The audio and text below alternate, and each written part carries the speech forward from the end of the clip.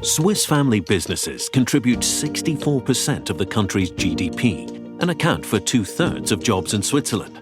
They are responsible for both family and business matters and have to maintain a balance between them. We at PwC give Swiss family businesses a voice.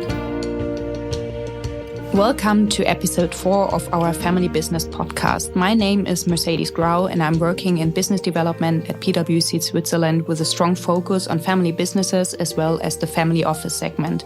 As the term family office is currently widely used in media but also in discussions with our clients, we will take up once more on that topic and discuss it together with Jörg Niederbacher. We would like to discuss the impact of financial assets and wealth on family office structures in Switzerland and Liechtenstein, especially when it comes to internationally diversified assets. Jörg Niederbacher is partner at PwC Switzerland and leads the private client services and family office segment. He advises family businesses and the owners in tax-related matters since many years, especially when it gets to the point of implementing and optimizing family office structures. I'm looking forward to this discussion and welcome you, Jörg, here. Thanks, Mercedes. I'm looking forward to our discussion. This morning we were already, as everyone currently does, discussing the COVID situation. And actually, I don't like to pick it up at that point, but we have to, I guess, because also our clients were feeling the impacts of the COVID situation. And I'm just curious what you experienced over the last month, especially when it comes to conversations with clients who have an international background or have internationally diversified assets and what you recognize when you were talking to them. Yeah, very happy to talk about that. I mean, COVID-19, of course, affected the businesses, the family offices at the end of the day own. I think that was not kind of the main talking point we had with family offices. There it was more about travel restrictions that finally kind of affect their structures because most of family office have very international structures and people could not fly anymore. So there were a lot of questions about what is the impact of not being able kind of to be on the ground and, for example, have more board meetings here or there. When it comes especially to traveling, that's one point. But I would also guess, I mean, I heard it at least, or I was reading about it, that people were really struggling with their structures, so that they were not aware where do we actually have our assets currently, what's happening in this country and so on. And when it comes to structuring, did you recognize in certain points that people were more willing to rethink their structure and their complexity when you were talking to your clients? Yeah, of course. Now, what we see is that this, let's say, travel restrictions, they, I think, accelerate the thinking about structures. I mean, we see that since many years, that based on all the tax reforms around the globe, all the regulation, that this already led to a situation where people, since quite some time, are in the process of rethinking their structures. And this is now accelerated because people now really realize they can't even travel anymore. So in the past, it was more about they had to go to a certain place 1, 2, 3 times a year to kind of fulfill the requirements, mainly also from a tax perspective. And now you realize you can't even travel anymore if you want it. That really goes into the direction of rethinking the structures as such, where it's really about what do I really need and what do I have. And we see a lot of historically grown structures that come from a time when it was totally okay to have boxes on each, or more or less each and every island on this planet, because it came with very little cost. No one asked questions. And now we are kind of in a new area where you have substance requirements on offshore islands, which of course then lead to pressure via the banks to the family offices to really kind of rethink it. And there we now see a clear tendency in a very critical way, question what has been done in the past and make sure you change it in a way that is sustainable for the future. So what would you then recommend to your clients when they say, okay, you want to reduce travel efforts to other territories? I mean, you said like, okay, you have maybe some offshore boxes, you called it.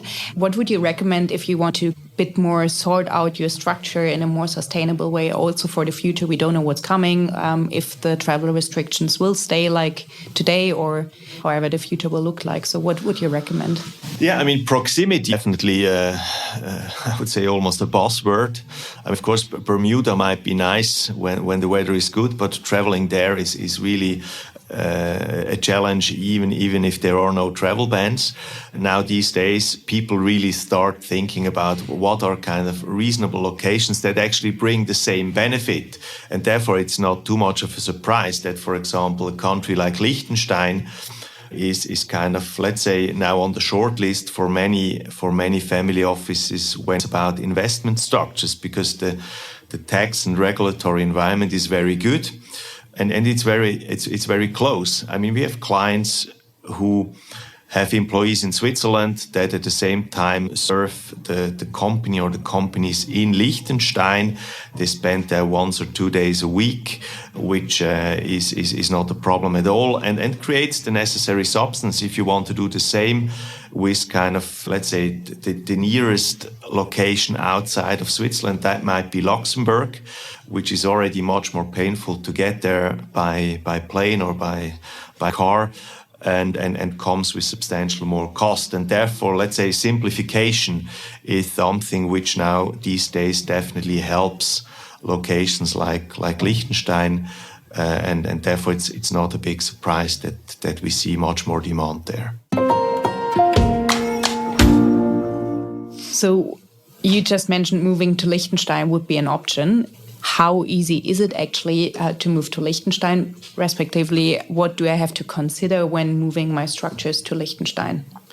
Yeah, so physically it's very simple. You just drive by car from the Swiss side to the Liechtenstein side.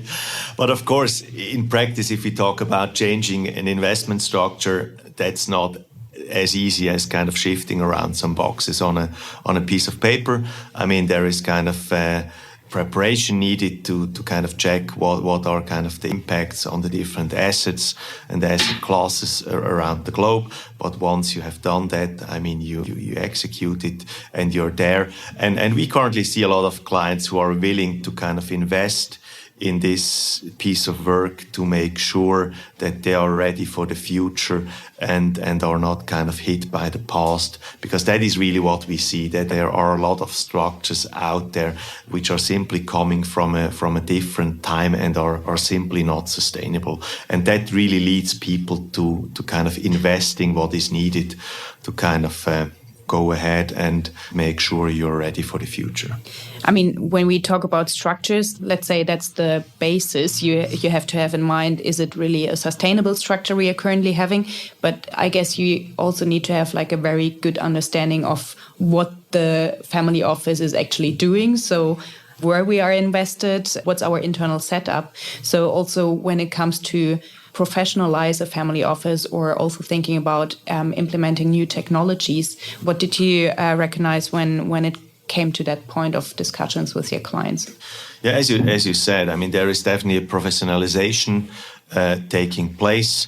And I mean, family office always, I think, behaved very professional. I mean, they're often very lean, organized, and buy in whatever is needed from the outside world, which I think is also key as in the days we live today. I mean, the change internationally is so fast that it's simply impossible to kind of keep at the forefront if you're a 2, 3, 4, 5 or 10 people family office. That's impossible. So you have to accept that you need kind of outside help, and that is also what we see, that family office are buying in what is needed. Then what we also see on the technology side, that a lot of family offices, most of them in the past relying on Excel, are now moving to specific software for family office, such as Mastro, Alto. I mean, there are dozens out there which kind of help the family offices to track cost, income, returns they achieve, and just make the entire family office much more transparent. at the end of the day also for the owner. So actually to close then our conversation or bring it somehow to an end, but I as an owner or a family officer have to also think about like the internal structures, like how is our setup in terms of technology, but also with our staff members and so on. But it all leads back somehow to the structure, to rethink the structure if it's really sustainable also for the next generation, I guess. So what would you recommend to our listeners? What should they think about over the next month? So what are the main points as a takeaway?